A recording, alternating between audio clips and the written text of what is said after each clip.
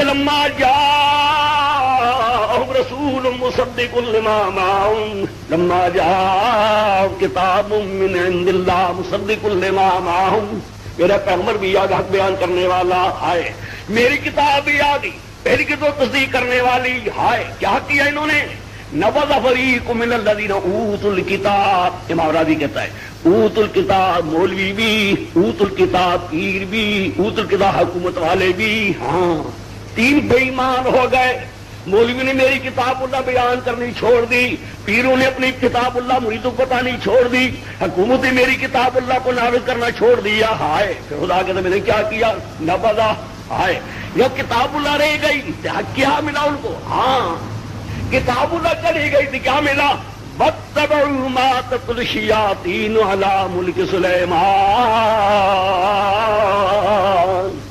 ایک انہوں نے پیروی کی ان جھوٹے جھوٹے قصوں کی. ہاں جھوٹے جھوٹے قصے بنائے کہ انہوں نے مَا تَتْلُو الشَّيَاطِينُ. دیکھا میرے اللہ تیرا فتویٰ لگانے پر بھی قربان جائے. غلام اللہ فتویٰ دیتا لوگ اس کو مارتے، میرا شکر ہے خدا نے فتویٰ دیا ہے.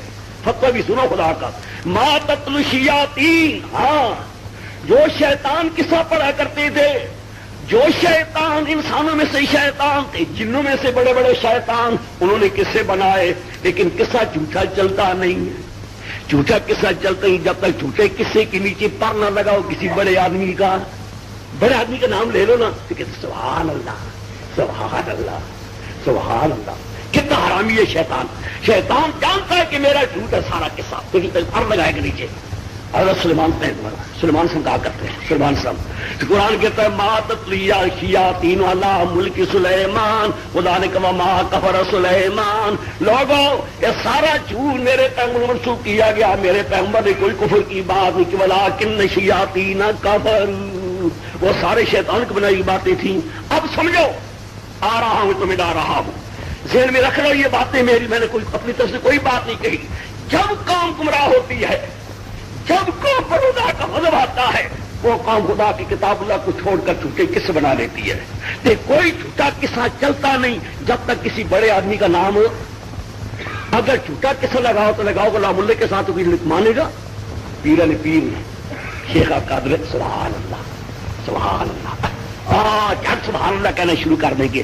بڑے آدمی کا نام لیتے جاؤ نا، کوئی نہیں کہے گا جی تو بات سمجھو. خدا کی قسم کہتا ہوں پوچھے جاؤ گے کیا مجھے تم نے میرے قرآن کو سمجھا تھا کہ نہیں سمجھا تھا؟ سمجھنے کی کوشش کی تھی یا نہیں کی تھی؟ میری پیغمبر کی سنت کو تم نے سمجھنے کی کوشش کی تھی یا نہیں کی تھی؟ میں تمہارے لیے دعا مانگتا ہوں اللہ تمہارے دلوں کو قرآن سے منور کر دے. خدا تمہارے دل سے پیغمبر کی سنت سے تمہیں خدا منور کر دے. قرآن سنت کے خلاف کوئی قصہ ہو، کسی بڑے سے بڑے آدمی کی طرف منسوخ کر دیا گیا ہو، ان جھوٹے قصوں سے خدا تمہیں بچا لے. میں بات صاف صاف کہنا چاہتا ہوں. میری یہ مقدمات ہیں، چند مقدمات رکھ کر میں کر رہا ہوں. اب اس کے بعد آ رہا ہوں آپ بھائی ہمیں نور کتاب اللہ نور ملا ہو اور سنت کی نور ملا ہو، پھر ہمارے جیسا بے وقوف بھی کوئی ہوگا کہ نور کو چھوڑے تو جھوٹے کسے لے لیں. اتنا تو سوچے کوئی.